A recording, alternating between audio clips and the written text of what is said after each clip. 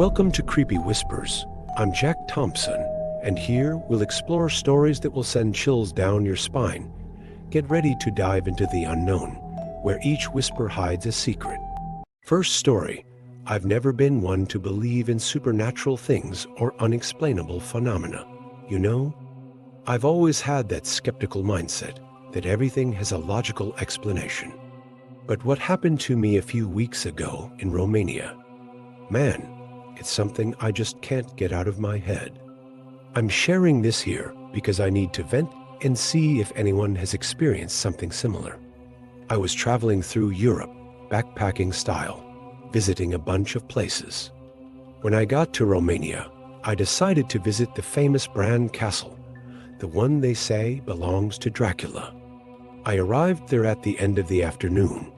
The sun was setting, and it gave the place a really sinister vibe. I admit I was impressed with the view, took a lot of photos with my phone. But then, out of nowhere, strange things started happening. My phone began to go crazy. The screen was flashing. The photos came out all distorted, as if there was some interference. At first, I thought it was just my phone having some problem. You know how it is. Sometimes these devices glitch. But then I realized it wasn't just me. I looked around and saw other people with the same confused look, messing with their phones and tablets. I heard a guy telling his friend that his GPS was completely crazy, showing that they were in the middle of the ocean. And it wasn't just that. The parking lot lights started flickering in a weird way, as if there was a power outage. I decided to get closer to the castle, thinking it might be a problem localized in the parking lot. Little did I know things were going to get even stranger. The closer I got, the more intense the effect on electronic devices became. My phone started to heat up in a way I'd never felt before. It felt like it was going to melt in my hand. And the weirdest part, I started hearing a low, constant buzzing that seemed to come from inside my head. It was as if all the air around me was electrified, you know?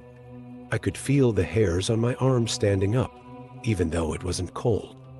At this point, I confess I got a little scared. I looked around and saw I wasn't the only one. There was a family nearby, and the children were crying, complaining of headaches.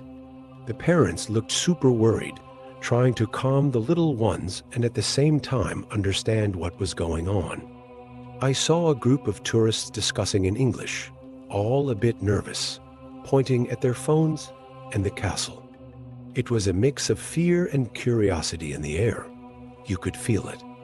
I decided to go a little closer to the castle, even with everyone being hesitant. As I walked, the buzzing in my head got stronger, and I started to feel a strange pressure in my ears, as if I was diving deep into the sea. My phone had already completely shut down, and no matter how hard I tried, it wouldn't turn on. Then something happened that really scared me. I saw sparks coming out of the metal tips of the castle gates. It wasn't much, but you could clearly see small blue lightning bolts jumping between the irons. Man, that wasn't normal. There was no storm. The sky was clear. At that moment, I felt a strong shiver down my spine and took a step back. My heart was racing, and I started to sweat cold.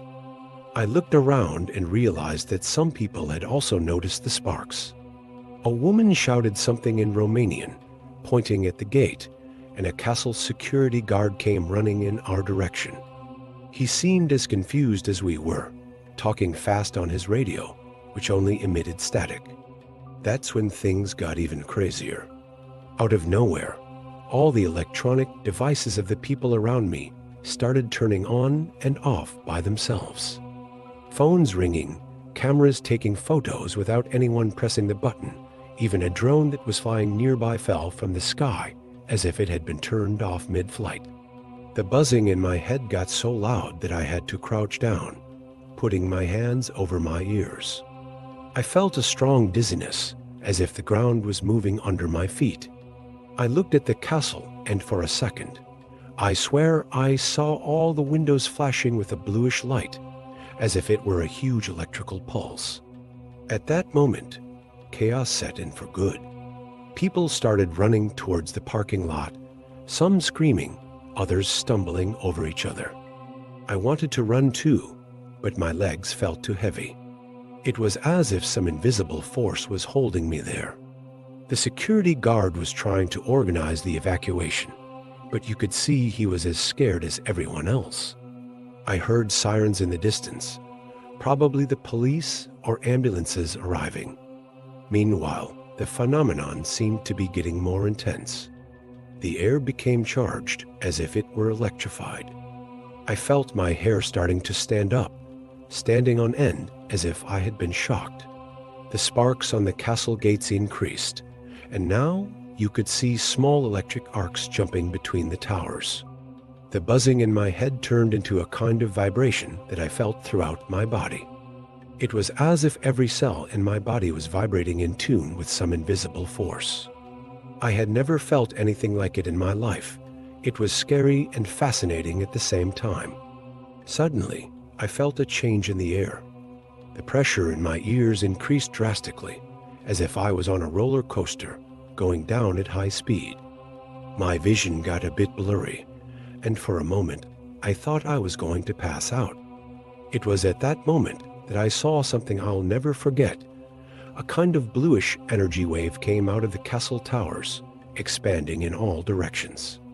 When this wave passed through me, I felt as if I had been electrocuted, but without pain.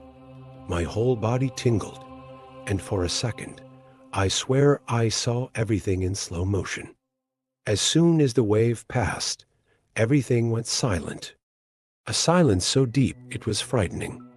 The buzzing in my head disappeared, the sparks on the gate stopped, and all electronic devices simply died. It was as if time had stopped. I looked around and saw that the few people who were still around looked as shocked as I was. Nobody moved. Nobody said anything.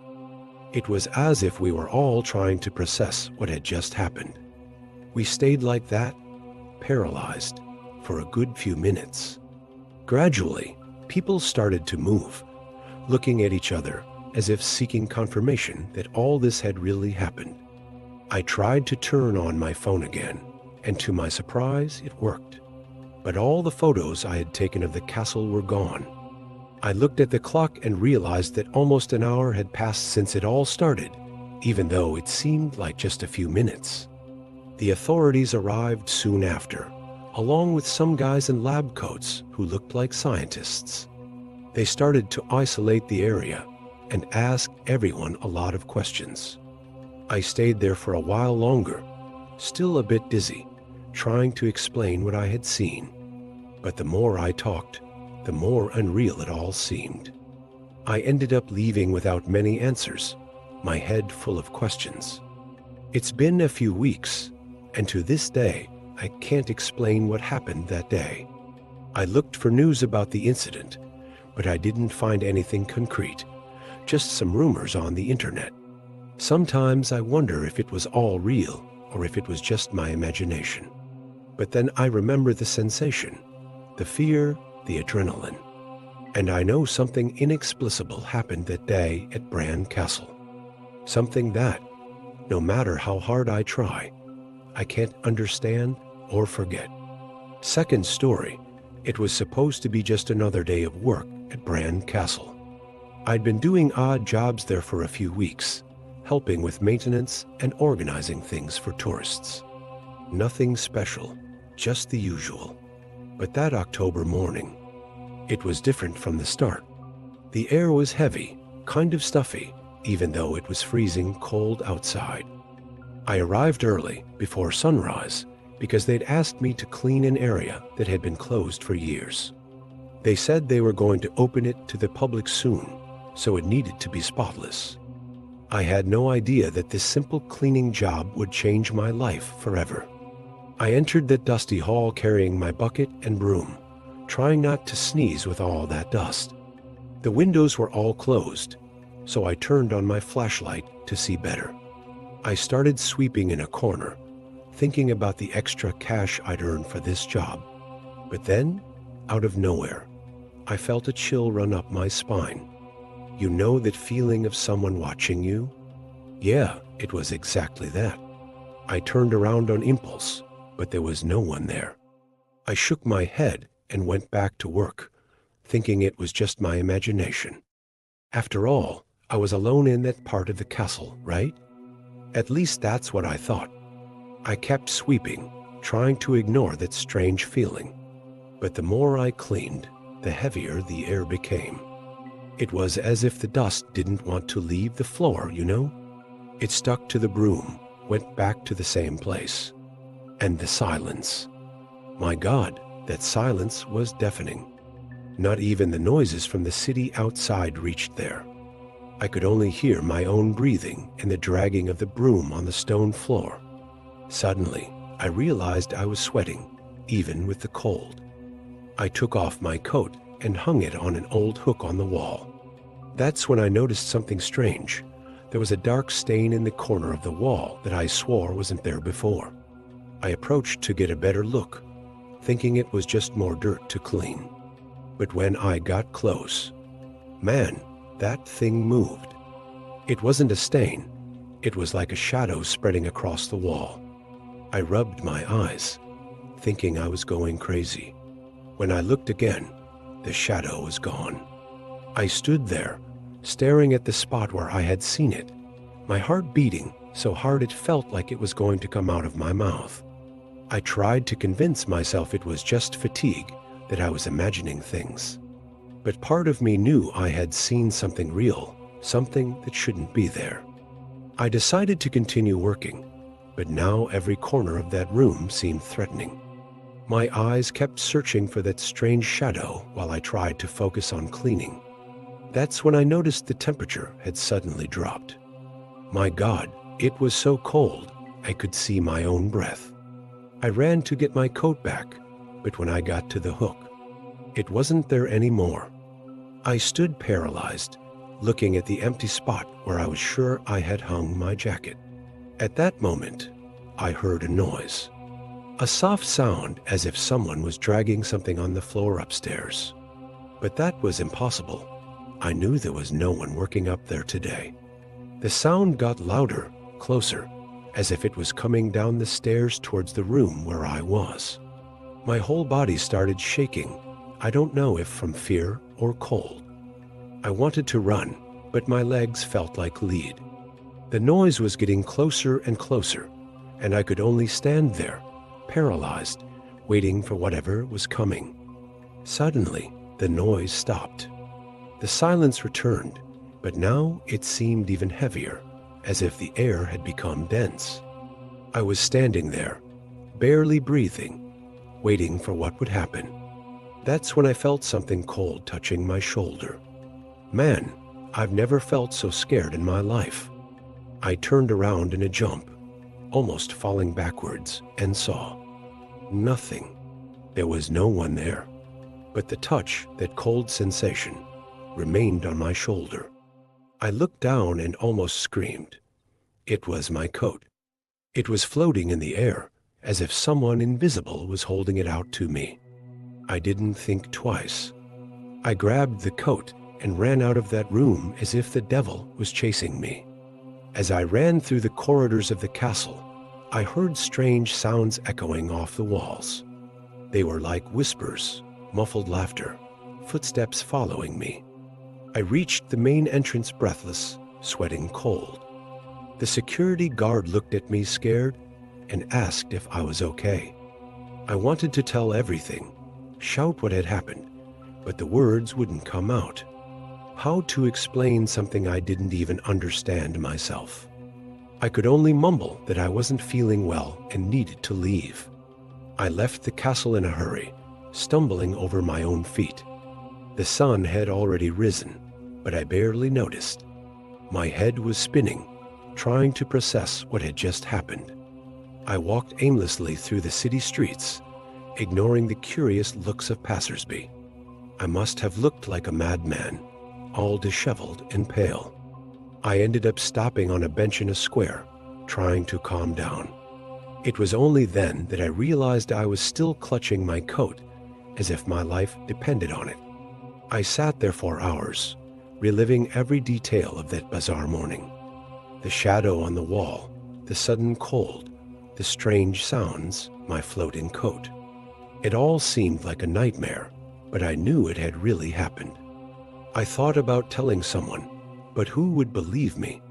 They'd think I was crazy, or that I had made it all up for attention. I decided to keep it to myself, at least for now. But one thing I was sure of, I would never go back to that castle, not even if they paid me a fortune. I spent the following days at home, making up excuses not to go to work. I couldn't sleep properly, always waking up in the middle of the night, thinking I had heard those whispers again. Every time I closed my eyes, I saw that shadow moving on the wall. I started leaving the lights on all the time, afraid of the dark. My family started to get worried, asking what had happened. I just said I was feeling sick, with a bad flu. But the truth is, I was terrified, not knowing if what I had experienced was real, or if I was going crazy for good.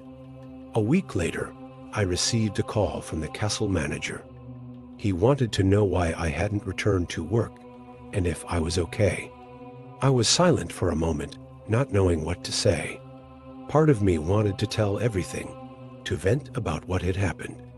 But another part was afraid of being ridiculed, or worse, that it would all happen again if I spoke. In the end, I lied. I said I had found another job and couldn't work there anymore. The manager seemed disappointed, but accepted my excuse. Before hanging up, he said something that gave me chills. "It's a shame. You did a great job in that old room. It's spotless now." That phrase from the manager kept hammering in my head. What did he mean the room was spotless? I had barely started cleaning when all that happened. Had someone finished the job? Or maybe. No, I didn't even want to think about that possibility. But curiosity started to eat away at me. I knew I shouldn't, but I couldn't help it. I grabbed my phone and started researching about Bran Castle and its legends. I spent hours reading stories about the place, tourist reports, local legends. Most of it was nonsense, stuff made up to attract visitors. But some stories caught my attention. They talked about an area of the castle that had been closed for years, exactly where I had gone to clean. They said employees refused to work there, that they heard voices and saw strange things. The more I read, the faster my heart raced. It wasn't just me then. Other people had gone through similar things. This made me feel relieved in a way, but even more scared in another. What the hell was in that room? I couldn't stay still anymore. I needed to understand what had happened to me, to discover the truth about that room. I took courage and decided to return to the castle, not as an employee, but as a visitor. The next day, I joined a group of tourists, trying to go unnoticed. My heart felt like it was going to explode when we entered the castle. Every corridor, every room brought back memories of that strange morning. Finally, we reached the area where I had worked. To my surprise, the room was open to visitors. I entered with the group, my hands cold sweating. The place looked completely different now. It was clean, well lit, full of people taking photos. No sign of that heavy atmosphere I had felt. I looked around, searching for anything that could explain what I had experienced. That's when I noticed a strange detail. In the corner where I had seen that shadow moving, there was an old tapestry. The guide explained that it had been recently discovered during a cleaning, hidden behind a layer of plaster. The tapestry showed shadowy figures, almost as if they were moving in the fabric. I stood paralyzed looking at that tapestry. The figures seemed to stare back at me, as if they knew who I was. The guide kept talking, but I couldn't hear anything beyond the sound of my own heart beating. Suddenly, I felt that same cold from before, that feeling of being watched. I looked around, but no one else seemed to notice anything strange. That's when I saw, out of the corner of my eye, a shadow moving quickly across the wall. I blinked and it was gone, but I knew I hadn't imagined it. I left the room in a hurry, ignoring the confused looks of the other tourists. I needed air. I needed to get out of there. As I walked hurriedly through the corridors of the castle, I heard those whispers again, now clearer. They seemed to be saying my name, calling me back. I ran to the exit without looking back. I only stopped when I was far from the castle, panting and shaking. At that moment, I made a decision. I would never return to that place. Some things are better left in peace. Some mysteries should not be unraveled. To this day, I can't explain what happened in that room, and maybe it's better that way. But one thing is certain. Bran Castle holds secrets that are beyond our understanding, and some of them prefer to remain in the shadows. Third story. I still can't explain what happened to me at Bran Castle. Months have passed since the trip to Romania, and the memories remain so vivid that I sometimes wake up in the middle of the night, sweating cold. I've always been a rational guy, one of those who don't believe in ghosts or vampires. But after that experience, I'm not so sure anymore. It was supposed to be just another fieldwork, you know? I'm part of a group of anthropologists studying local legends and their impact on communities. We had gotten special permission to spend a week at the castle, investigating how the Dracula legend influenced the region's beliefs. At first, everything was calm. Interviews with locals, notes, photos. But on the third day, things started to get strange. I remember it like it was yesterday. I was alone in one of the castle towers, making audio recordings to capture ambient sounds. The sun was setting, and that orange light was coming through the narrow windows, creating shadows on the stone walls. Out of nowhere, I felt an intense cold, as if the temperature had dropped 10 degrees in seconds. I got goosebumps and could see my breath in the air. I thought it was some draft, but all the windows were closed. That's when I heard it. A whisper, very soft, almost inaudible. It seemed to come from all sides at once. I looked around, trying to find where the sound was coming from, but there was no one there but me. My heart raced, and I had that strange feeling of being watched. I tried to calm down, telling myself it was just my imagination playing tricks. After all, I was in an old castle, full of horror stories. It was normal to get a little suggestive, right? But then it happened again. The whisper got louder, and this time I could understand some words. It wasn't Romanian nor English. It sounded like an ancient language, maybe Latin. I grabbed my phone to try to record, but the battery was completely drained, even though I had charged it 100% before going up to the tower.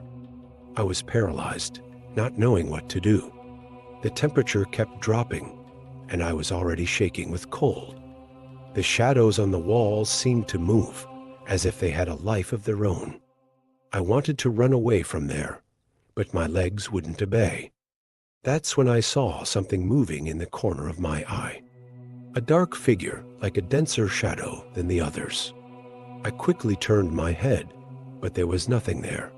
But the feeling of being watched got even stronger.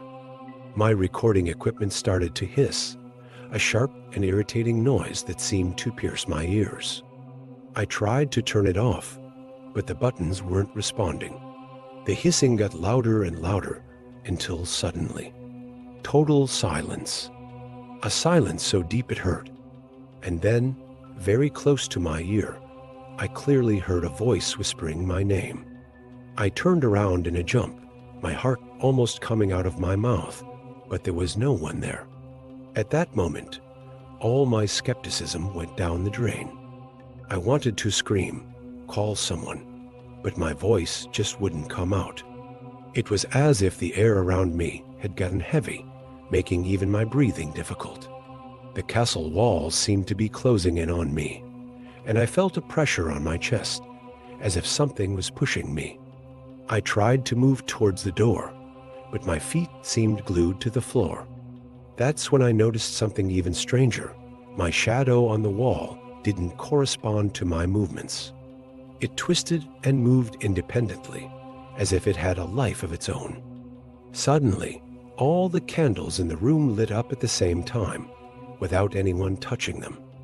The flickering light cast dancing shadows on the walls, and I could swear I saw faces forming in them, looking at me with expressions of pain and anguish.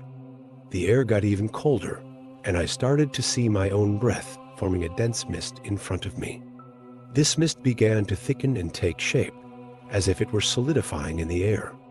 My heart was beating so hard, I thought I was going to have a heart attack right there. The shape in the mist was getting clearer and clearer, and I couldn't look away, even though I desperately wanted to close my eyes and pretend none of this was happening. The shape in the mist finally defined itself, and what I saw chilled my soul. It was the face of a man, but not a normal man. He had sharp features, deep, dark eyes that seemed to suck in all the light around. His mouth opened in a sinister smile, revealing pointed teeth. I wanted to scream, run, do anything, but I was completely paralyzed. The face approached me, and I felt an icy breath on my face. That's when I heard a voice that seemed to come from inside my own head. "Welcome to my domain, researcher. You came seeking answers, didn't you? But are you prepared for the truth?" At that moment, as if an invisible force had freed me, I was able to move. I ran towards the door, stumbling and almost falling down the tower stairs. I went down the steps 2 at a time, without looking back, feeling as if something was chasing me. The entire castle seemed to have come to life. The tapestries on the walls were shaking without wind, the armors seemed to move on their own, and I could swear I heard laughter echoing through the corridors. I finally reached the main courtyard, panting and shaking. My colleagues were there, looking at me with worried expressions. Apparently, I had been missing for hours, and they were about to call the local police to look for me. I tried to explain what had happened, but the words just wouldn't come out right. I was shaking so much I could barely stand.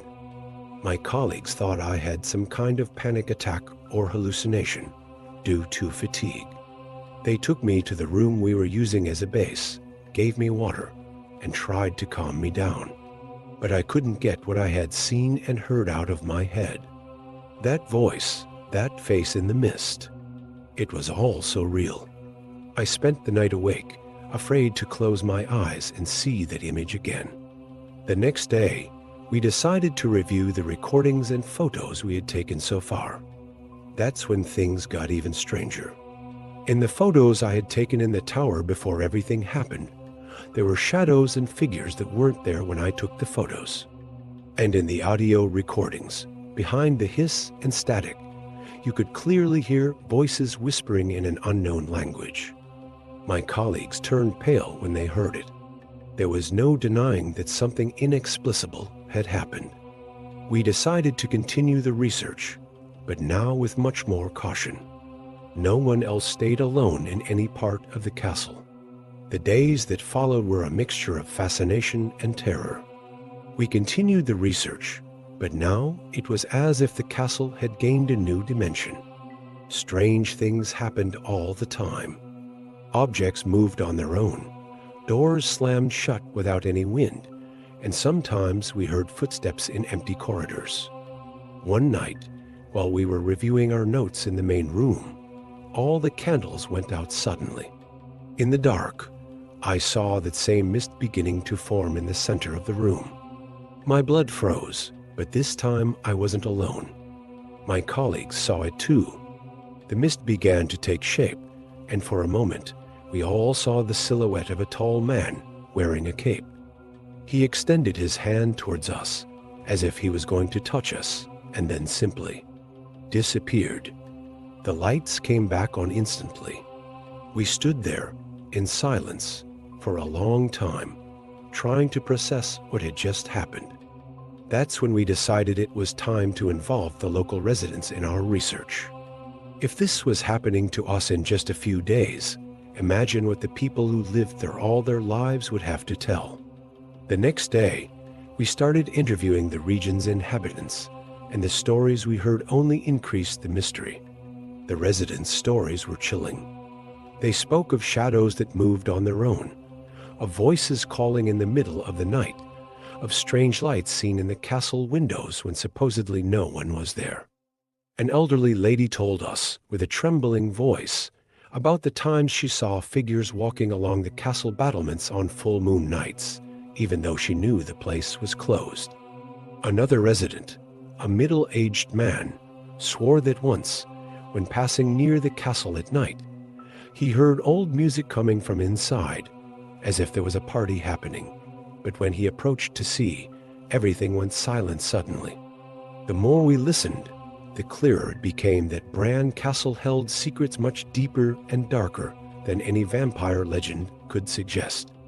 On our last day there, we decided to make one last visit to the castle to collect our equipment. As soon as we entered, I felt that same oppressive presence from the first night. The air got heavy, and that intense cold returned. But this time, instead of running away, we decided to face whatever it was. We all stayed together in the main room, waiting. And then it happened. The mist formed again, but now much denser. The face I had seen appeared, floating in the air, looking at each of us. And then, as quickly as it appeared, it vanished.